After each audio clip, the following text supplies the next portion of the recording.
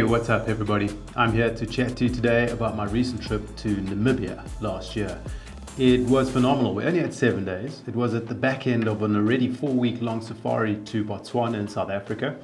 And the guest that I was taking on a private safari said to me, hey, why don't we add a week in Namibia? The main goal for going to Namibia was to see the white elephants of Etosha. Now, more on that a bit later, but we did successfully see the white elephants. So what I wanted to do was just put together a trip report of the 7 days. Not a very long safari, not a huge amount of photographs to show you, but some really, really cool stuff, and I hope you enjoy it. So feel free to stick around, enjoy, and ask any questions you might have at the end of the video. Post them below, and yeah, I'll get back to you. Let's jump into my screen and show you guys what I captured. Boom.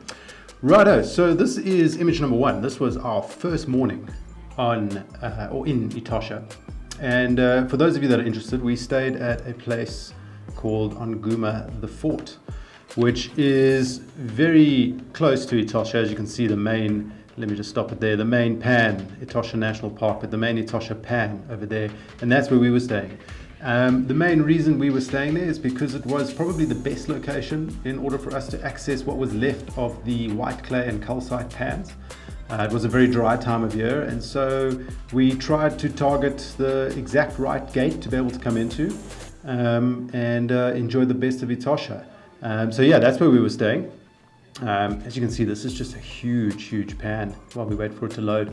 I believe Etosha was at one point was the biggest national park in the world, and that did change. Obviously politics, things like that come into effect, but the pan itself is huge. I think it's like, sheesh, I'm not even going to spitball, but yeah, a good number of square kilometers. You basically drive right along the edge of it. There's no roads that go into it. It is huge, it's vast, it's desolate, and it does fill up with water, but yeah, you basically drive this network of roads over here, and what we were doing was driving in to try and find these still wet pans that the elephants would be rolling in. Anyway, back to the photograph. This was the first morning. As you can see, it's 4 different species in one shot. Wildebeest, a hyena, a cheetah, and a giraffe. This was, dead early in the morning. You can see the light.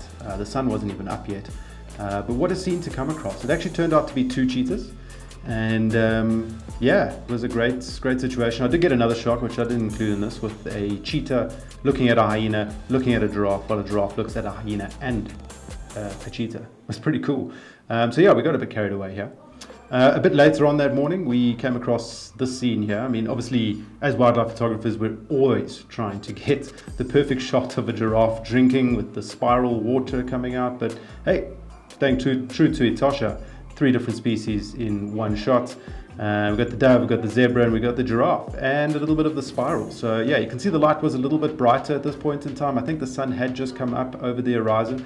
We weren't far away from this scene. Basically, that may have even been the giraffe, but the pan was just over here at the back there. So we drove a road around, got to the pan, and got to enjoy this scene for a while. We then moved on, driving further and further from sort of this area here, back across there and into that area there on our first morning, and came across another one. I mean, Etosha is just quite famous for having big bull elephants. It's also quite famous for having these very, very productive water holes. And this was the first water hole, or the second water hole if we count this one, or that one there, sorry. So yeah, the second water hole, we came across this big bull. He was having a bit of a mud bath. Good fun, lots of other animals around that I didn't really photograph. Lots of kudu coming in, impala, just lots and lots of game. And for those of you that haven't been to Etosha, it is quite famous for having these scenes where you have just 5-6 different species in one shot. It's actually quite incredible. Those watering holes that you get dotted around the national park are like lifelines for the animals, and you basically just drive between these two, or these various watering holes, and see what's there. And a lot of the time there's something there. It's pretty cool. Anyway, back to the photographs. Later on that morning, and once, we were quite far down the road to see this big guy, our guide got an update on the radio that a leopard had popped up. Now, believe it or not, this leopard was sitting in a tree watching probably this cheetah and its companion, and just chilling out. So we had a leopard here, and just down the road towards this side, bending around, was the two cheetahs. So yeah, the cheetahs hadn't seen the leopard just yet, but very cool to have such a clear sight of a leopard in Etosha National Park. You're not allowed to off-road in the national park, so you have to bear that in mind. So all these animals are quite close to the road, and you know, this leopard was very, very accommodating of our wants and desires to photograph a leopard. Why not? Beautiful. It did jump down, as you saw in the video, the intro to this video. It jumped down, went down. We followed it for a while, crossed the road, went through some more sort of interesting vegetation. But yeah, I thought I'd include a photograph of her because she's real pretty. We then went all the way back towards where we saw this elephant, and came across a whole bunch of more elephants. Now I got fascinated in trying to capture this very soft, very famous Etosha dust, and it was a lot of fun just trying to get your shutter speed right, how many frames per second, how often you need to be clicking, and we came away with shots like this, which was pretty cool. Yeah, there were many of them, but I tried to include this one, or I wanted to include this one just because I love the way the dust was coming around this foot here and getting kicked up. And we had elephant after elephant coming down, and we took shot after shot. Next up, we had the zebra having a fight at another nearby watering hole. And as I say, you just kind of sit there and you wait, and animals move in. And this particular group, and there was many zebra by the way, but this particular herd of zebra, we actually found them. We knew they were on the way to water, so we drove right up ahead of them, got to the watering hole, waited about 20 minutes, and here came this 40 or 50 zebra. Now, with zebra, as a wildlife photographer, you kind of know that you just need to sit with them for a certain amount of time, and you will see some fighting. Zebra are a pretty aggressive animal, particularly when you have them in big groups that you know it's not just one herd, there's multiple herds there, multiple stallions, and of course, you know, all men, doesn't matter, or males across all species, you know, for one reason or another love to fight. So yeah, this was one of the shots I wanted to include of that. I just love the dust there again, that famous Etosha dust kicking off there. Right, then the next morning, the next day, we kind of had a briefing the night before. I spoke with my guests and said, right guys, so tomorrow is going to be the day that we officially start our search for the white elephants of Etosha. Some people might know them as the ghosts of Etosha, and there's very few places in the world that you can see these white elephants. It's pretty spectacular. It's something that should definitely be added to your list if you're into seeing unusual wildlife. I mean, elephants can roll in white sand, dust, and various other places, but not like Etosha. Etosha is quite famous for this. Anyway, so the next morning we got going. We first came across this big bull. Now you can see hints of the calcite on him here, but we stuck with him for a long time. He was just a big, beautiful bull, covered in mud, great character, great texture. He was feet away from us at this point in time, and we enjoyed every second of it. Next up, and this is what we thought, we were like, cool, we found a white elephant. Cool, he's pretty white. He has a lot of mud on him, a lot of black and browns and whatever, but it's cool. We were happy. Turned around a few corners and we came across this beaut here, and yeah, this is one of the ghosts of Etosha. Beautiful, beautiful, beautiful thing to come across, awe-inspiring. I know for those of you that are Namibia diehards and that travel to Etosha often, there's a lot of you out there, this is something that you are probably pretty familiar with. But for us, it was very cool. It was the whole reason of the pilgrimage to Etosha, and to come across this beaut, this white ghost of Etosha, was absolutely stunning. He was feet away from us as well, super relaxed. We couldn't get enough of him. Very, very special moment in my guests' lives and in my life as well. You know, Namibia is not a place that I've been to very often, and I've most definitely not seen the white elephants, so I was very chuffed. Right, moving on, we got this stunning shot, or the stunning scene of a gemsbok or an oryx crossing the Etosha Pan. Now, having a look out there, you can see there's these different shades of green coming through from the algae, but that's it, and it goes on for kilometer after kilometer after kilometer, and essentially all you have is one or two animals every couple of hours crossing this. Now, the pans that the elephants might be rolling in are out in this, but as you can see, it's vastly dry, and you find these little puddles that the elephants are taking advantage of. Anyway, I loved this shot. I was quite chuffed to include it. It's one of my favorite shots I think I've ever taken, and I just really enjoyed the feel of it and the colors that came out as well. Right, next up, here's one of those pans we were talking about, and here's another one of the stunning white elephants. Look at this guy. You know, this water was stunningly turquoise. It almost looked like gems at the bottom of it, and this pan, or this watering hole, was very popular with all the elephants that were coming around.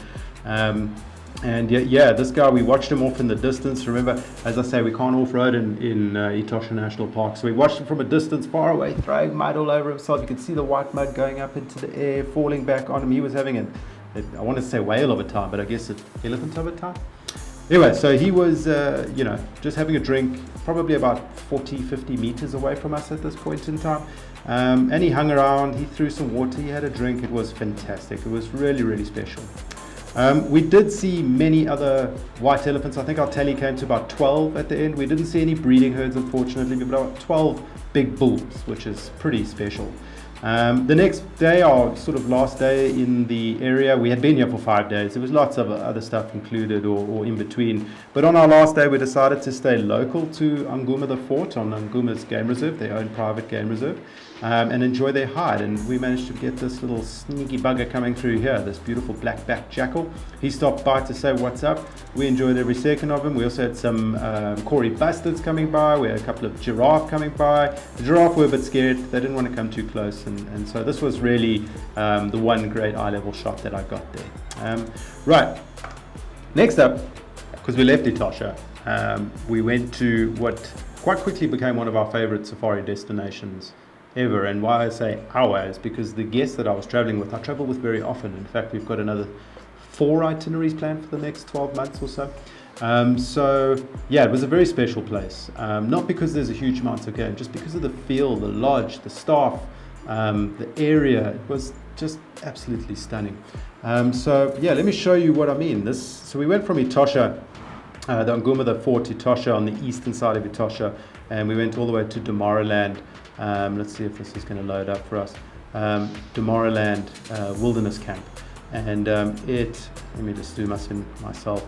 It is located in these mountains. It's got the Hoab River running just to the south, and a very, very, very cool area. Very pretty. I can see our internet's a bit slow, but yeah, let me jump into some photographs. So on day one, the first day we got there, we'd landed, we'd checked in, we'd had some lunch. We thought, let's get out there, let's see what we can find. Our guide said they'd seen some of the desert adapted elephants earlier that morning, and he was feeling, pretty confident that we could find them again. I was also feeling confident. It was super windy though, super dusty. You can imagine that river sand getting blown. It's like being on a windy beach in Cape Town, if you've ever been there. Super sore.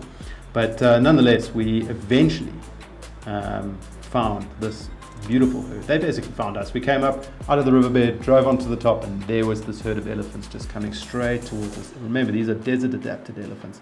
Very interesting feet, big feet for stepping on sand. They also can go for far less water, although they do still love water, just like all elephants. But yeah, very, very special animal to see, and not very many of them left anymore, unfortunately. So yeah, but you can see these big, beautiful ridges that you get to photograph everything with, as a backdrop with. Really cool. This was 2 members of the same herd, a couple of youngsters just having a bit of fun. Beautiful, beautiful sighting that afternoon. And we stayed with them the whole afternoon until the sun started to set. And we got these beautiful backlit shots of them just moving across the riverbed. It was incredible. We really enjoyed it. We took many, many, many photographs. I got a bit, me and elephant feet. If you followed me for a while, I love elephant feet. A lot of people get stuck on the trunk and the ears and so on. I often get stuck on their feet. And I just found this to be so cool. Look at the dust coming out there. It's just in the sun catching it. Yeah, what a good time. There's a bit more of the vista. This was shot with a 300mm lens, so a bit hard to include too much of the mountains, but it's just these rolling hills that go on. Some of the views in this place are just ridiculous. The next morning, and one of the main reasons why we thought let's include Tomorrowland, other than the desert adapted elephants, was something incredibly rare. I believe in the Tomorrowland area they have about 18 that they kind of track and keep tabs on. But yeah, really just one place where you can go see the desert adapted rhino. And there he was. First thing in the morning, we'd gone to pick up our tracker. For those of you that don't know, you obviously stay at the lodge, you have your lodge guide, your own vehicle, whatever it might be. And when you ask to go and see if we can find one of the desert adapted black rhinos, they will pick up one of the conservation teams, one of the rhino trackers. And I swear we didn't even have to track this guy. We basically drove up over the ridge and boom, there was this beautiful desert adapted black rhino. And we spent a large amount of time with it. It walked away, it walked around the bushes. It was very cautious of us, but we were on foot. We were able to get probably within I don't know, 80 meters, 100 meters or something like that. You know, safe distance, respectable distance, and really enjoy it. Now, we did see another one. You know, this was so early in the morning that we had spotted this desert black rhino that we decided let's try and find another one. Our tracker and guide were pretty confident that that was a possibility, so we got going. And eventually what ended up happening is, after hours and hours of searching, our tracker did indeed find one, but it was right up at the top of one of these ridges. And we did the climb. We carried our cameras, we got up there, but now it was like 1, 2 o'clock in the afternoon, maybe even 3 o'clock in the afternoon. It was hot. There was a lot of heat shimmer, and there was no real photographs to take there. I mean, we did take a number of them. You know, you always try and fight with your settings to get rid of that heat shimmer, but there is just really, at the end of the day, no getting rid of it. So what you do is you sit back and you enjoy this beautiful experience of being literally one of 5 people sitting on a ridge somewhere in the middle of Damaraland, Namibia, very remote, looking at a black rhino as it goes about its business. Stunning, stunning experience. On our last morning in Tomorrowland, you know, we really wanted to see a giraffe. We hadn't seen one. As I say, the area is not very prolific with wildlife. Its numbers are not too high, but you know, we did finally find a couple of giraffe on our last morning, and look at that dune in the background.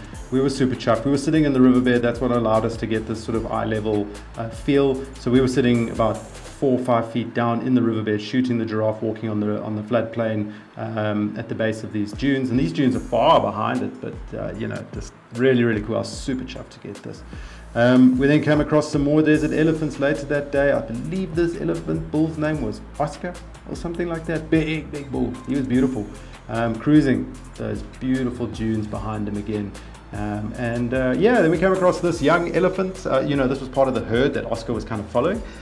This young elephant was throwing some dust, and you know, magic dust. It's beautiful, just sprinkling it. But it was quite interesting because this youngster actually followed our vehicle for a bit. It was a bit weird, a bit nerve-wracking. We were kind of just sitting watching it, and the next minute came right up to the front of the vehicle, pushed its head against the vehicle, you know, did a couple of things. Our driver decided, cool, I'm just going to start up and just slowly reverse away from it. And as we started reversing, the elephant started coming. And the faster we reversed, the faster it would ghost us. Now, we're not dealing with an older elephant here. It was like maybe an 8 or 9 year old. So big, but not huge.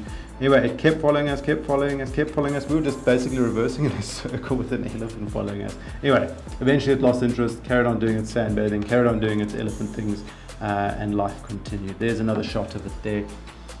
Just briefly after that. So yeah, all in all, Namibia for 7 days only was an incredible experience. Etosha is definitely worth your time. It's definitely worth heading up there. It's a beautiful place. The pan is incredible. It's very vast. It's very desolate. There's a lot of wildlife though, you know, that gets attracted to those various watering holes. There's a lot of predators, and of course there's the white elephants. And then there's Damaraland, desert adapted black rhinos, desert adapted elephants. You know, giraffe here and there, springbok here and there, kudu here and there, you know, things. It was great. It was an incredible experience. Beautiful, beautiful place. Anyway, that's my Namibia trip report for you. Please feel free to post your comments below. I hope you enjoyed some of the footage, and I hope you enjoyed some of the photos. Catch you in the next one. Cheers.